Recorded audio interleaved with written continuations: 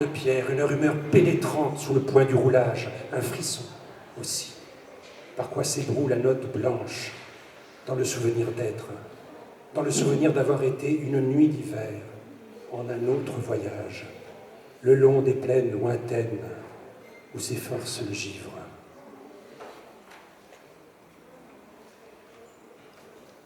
Devant la nuit. Devant la nuit, les survivances du hasard, comme nous nous laissions distraire au découragement des ombres. Car il arrivait que les pas s'additionnent aux pas, au point de s'évanouir. Que la pluie déface les perspectives jusqu'à rendre prégnante l'énigme des sols. Dans l'ordre des fossés, je demande le pic. Mais qui saurait dire si la terre ravinée est de ces odeurs qui nous resteront? Je demande le cœur. Devant la nuit, un questionnement premier. Nous fûmes de cela. Nous fûmes de cela et des corrélations. Nous fûmes de cela et des césures. De cela et de l'infiniment. Nous fûmes de cela. Imprescriptible. Devant la nuit, quelque chose s'appartenait dans la similitude des gris, sans que cela ressemble au jour ni à la nuit. Une géographie ample et souveraine, étrangère à la présomption des contours. Nos mains, rapportées au volume, nos bras sagittaires, instructeurs des pénombres, comme si les formes d'ici, les formes de là-bas, incidence des causes abstraites. Nous étions de là, assurément, de là et des perspectives qui s'énonçaient dans l'encombrement des ronces. Et ce primat des fourrés bas, d'où nous jaugions les profondeurs, il fallait bien que quelque chose soit, il fallait bien que quelque chose fût. Et de nous, une trace, évidente et probable devant la nuit, ces absences, ces survivances, ces absences.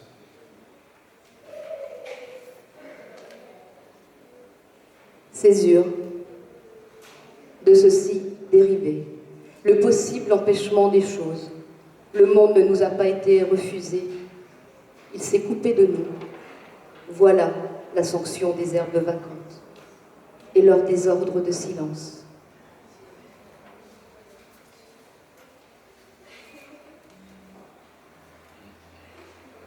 La saison d'après. Voix où débute le silence et le lointain. Vide de clochers, la neige y tresse des crénelures d'argent.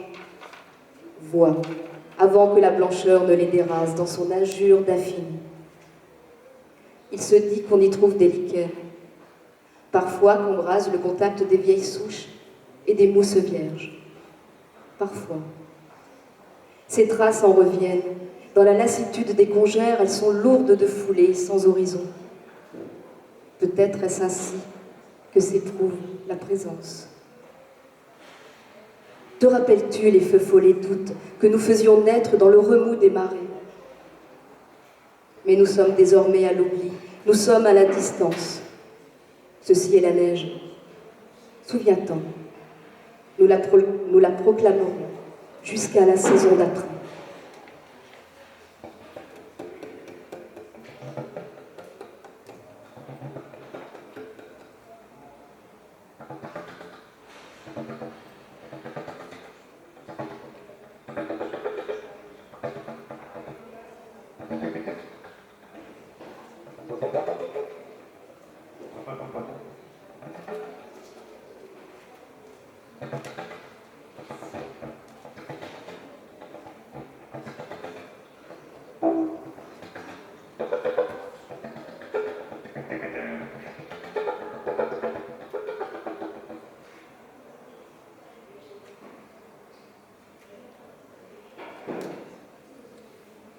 Michel Bourson, Jean Rustin, Une vie échouée.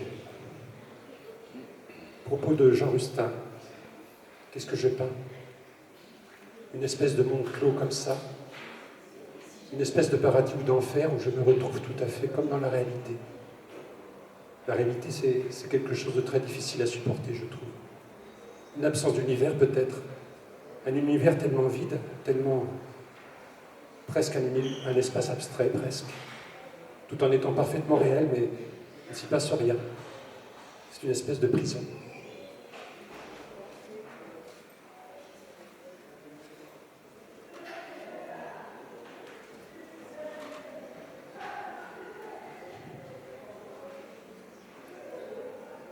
Depuis quel enfer psychique nous regardent-ils, eux, que nous regardons comme si nous plongions dans notre propre regard, avec des dominantes de gris et de rose pâle. Leur corps s'exhibe, vidé, passé par la broyeuse du temps, mais sous nos yeux ce que nous sommes, misère de la condition humaine plutôt que pornographie. Si nous pouvons encaisser le choc, peut-être pourrons-nous voir alors de la peinture, comprendre ce que ces figures ont à nous transmettre. Leurs yeux n'attendent aucune pitié, sont baignés d'une lumière dans laquelle nous voyons comment nous considérer. Lumière qui éclaire les gouffres. Ils nous font face depuis des espaces désolés, des pièces où parfois, seuls, une chaise, un lit, se découpent sur cette tristesse, soutenant le corps échoué d'une femme au sexe béant, celui de cet homme assis, queue en main, après des tumescences. Comment savoir s'ils souffrent, s'ils viennent de copuler? Ils semblent, toutes et tous, prisonniers de leur nudité. Il y a présence de visage et de corps, sans souci de dissimuler ou d'embellir la vérité. Ces corps se défont, nous montrent leur enfermement dans une solitude masturbatoire à même le sol, dans des pièces insalubres. Nous assistons au viol de nos yeux. Nos yeux touchent là aux confins de ce qu'ils se risquent à voir sans phare, exposés parfois à même le sol. Nous devons nous débrouiller avec ce que nous avons vu.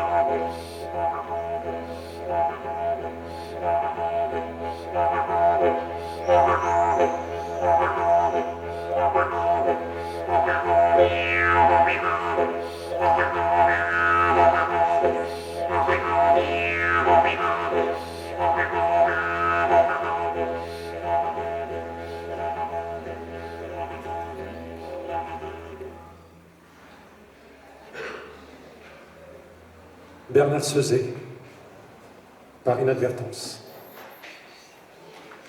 Arlequin empereur dans la lune. Sous mon bel habit à carreaux, dans l'empire où je suis le maître, le soleil épargne mes yeux. Je n'ai plus d'ombre, plus de mensonges. Moi, je suis l'envoyé des dieux. Un âne entraîne mon carrosse, ma carriole ou ma roulotte. Qu'importe, c'est la caravane qui me conduit sans voir plus loin que ces trois-là que je salue avec respect de mon chapeau.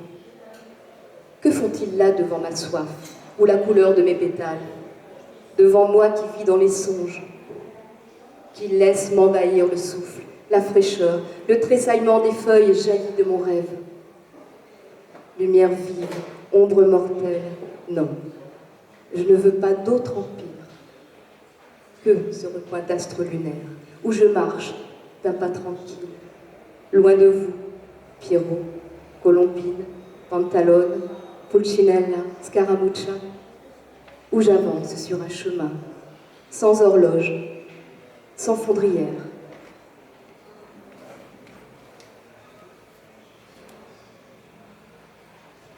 l'absente.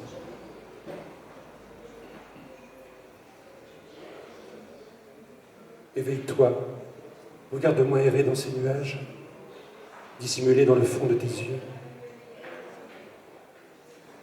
Dans les allées de sa mémoire, quelle douceur étrange se promène sous les frondaisons des grands arbres, où la vie s'écrivait naguère. Éveille-toi, je vais te reconduire vers les ombres du soir pour un nouvel amour. Naguère, vous n'étiez qu'une plainte sauvage, une source aguerrit la blessure d'hier. Son regard est perdu, où des étoiles blêmes accueillent déjà l'aube et le jour à venir. Le temps n'existe plus. Sa blancheur au miroir s'est empreinte soudain d'un secret douloureux. Sous la couronne d'or encadrant le visage, sombrage une farouche et fière liberté.